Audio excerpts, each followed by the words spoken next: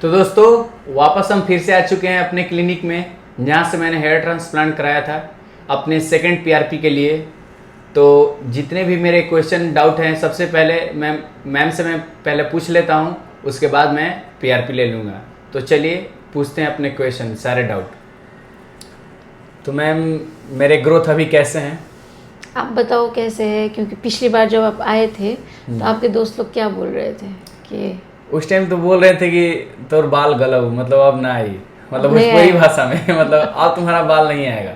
लेकिन अब मैम क्या बोल रहे हैं? अब तो बोल रहे हैं सब कि हाँ रे आ गलव, मतलब ऐसे आ तुम्हारा गया। बाल आ गया। हाँ। तो अभी तो देखो फोर्थ कैसे क्या बोल रहे थे हम आपको कि 3 मंथ्स तक शेडिंग होता है ना। शेडिंग मतलब जो बाल लगाते हैं वो कम बेसी सबका ही गिरता है, ठीक है।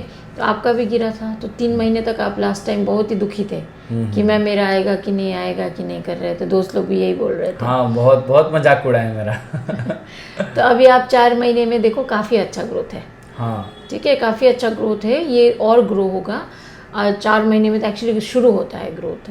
तो शुरुआत के फेज़ में आपका अच्छा सा ग्रोथ आ चुका है अभी, और आप ये और बेहतर होता जाएगा।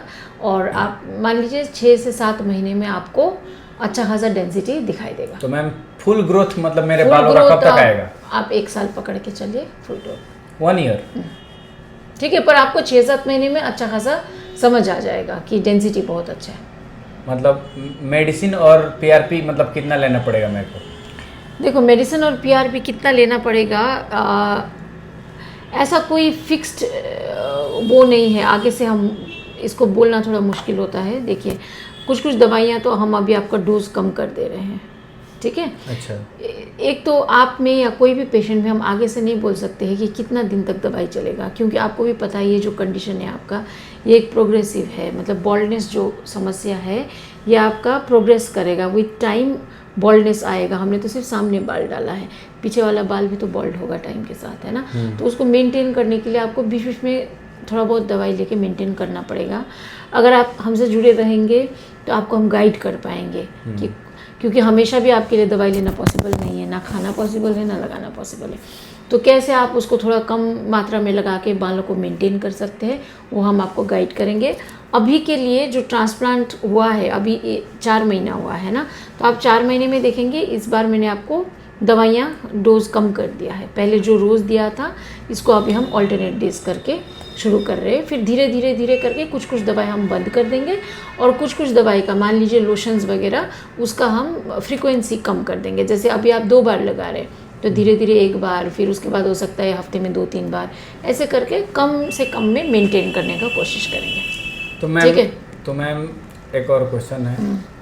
मेरे जो हेयर ट्रांसप्लांट बाल है वो मेरे मतलब इसका लॉन्गेविटी मतलब कब तक रहेगा, मतलब कब तक मेरे ये बाल रहेंगे? पहले तो बाल आने दीजिए अभी, ठीक है। बाल का फुल ग्रोथ होने दीजिए। अच्छा। ठीक है। लॉन्जिविटी मतलब ट्रांसप्लांटेड हेयर कितना दिन रहेगा, कितना साल रहेगा। देखिए कुछ भी चीज़ परमानेंट नहीं होता है, ठीक है। इसकी लॉन्जिविटी आपके लाइफस्टाइल के ऊपर डिपेंड रहेगा, आपका मेंटेनेंस के ऊपर डिपेंड रहेगा, ठीक है। अगर आप हेल्दी लाइफस्टाइल लीड करेंगे, ठीक है, आपका खान पान अच्छा रहेगा, सोने का टाइम अच्छा रहेगा, और आप बीच बीच में जैसे मैंने बोला हमसे बीच बीच में दिखाते रहेंगे, कम से कम मात्रा में थोड़ा दवाइयों से मेंटेन कर पाएंगे, तो बहुत दिन आपका हेयर रह जाएगा, ठीक है। मतलब जो मिसकंसेप्शन है मतलब मेरे जो हेयर बालों को लेकर, वो मतलब कैसे दूर करे? क्या क्या मिसकंसेप्शन बताओ।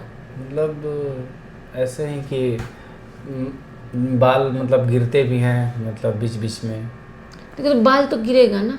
देखो बाल क्या है, एक लिविंग थिंग है। मतलब हम भी क्या हमेशा जीवित रहते हैं? नहीं। जब लिविंग थिंग का लाइफ साइकिल एंड होता है तो वो क्या हो जाता है, मर जाता है ना।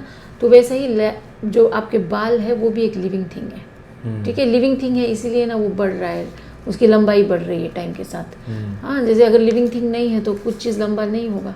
जैसे आप ये पेपर को ऐसे रखेंगे, कुछ लंबा बड़ा होगा नहीं, क्योंकि ये तो लिविंग थिंग नहीं है, क्योंकि ये जीवित चीज़ है इसीलिए ये लंबा हो रहा है। और जो भी जीवित चीज़ है उसका एक लाइफ साइकिल होता है, और हेयर का भी एक लाइफ साइकिल है, ठीक है।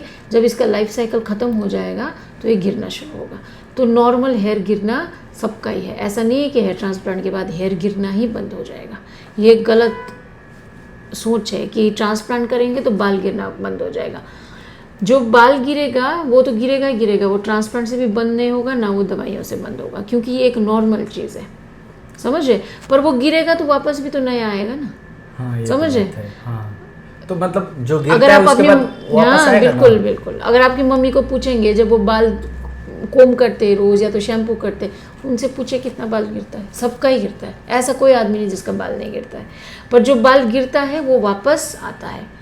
अब तो एक और मैम क्वेश्चन, मतलब हेयर ट्रांसप्लांट के बाद क्या मैं मतलब जिम जा सकता हूँ और हेलमेट पहन सकता हूँ? देखिए, सबसे पहले तो हेलमेट आपकी सेफ्टी के लिए है, हाँ, ठीक है, आपकी लाइफ से बड़ा कुछ भी नहीं है, हाँ। है ना। अगर आप हेलमेट नहीं लगाएंगे बाल के लिए, ये तो फिर गलत हो जाएगा। तो हेलमेट तो ज़रूर से लगाना है, ठीक है। कुछ नहीं होगा, वो आप हेलमेट कितना देर लगाएंगे, 1-2 घंटे लगेगा।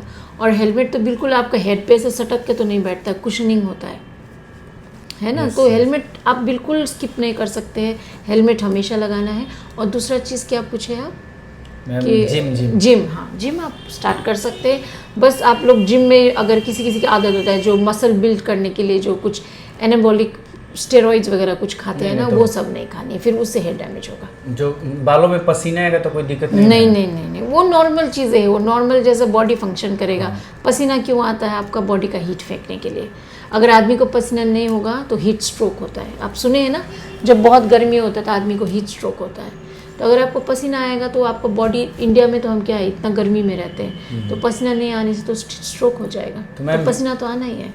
हेयर डाई करवा सकते हैं कि नहीं? आप हेयर डाई करा सकते हैं, आप हेयर कट करा सकते हैं, सब कुछ करा सकते हैं। हेयर डाई करवा सकते हैं?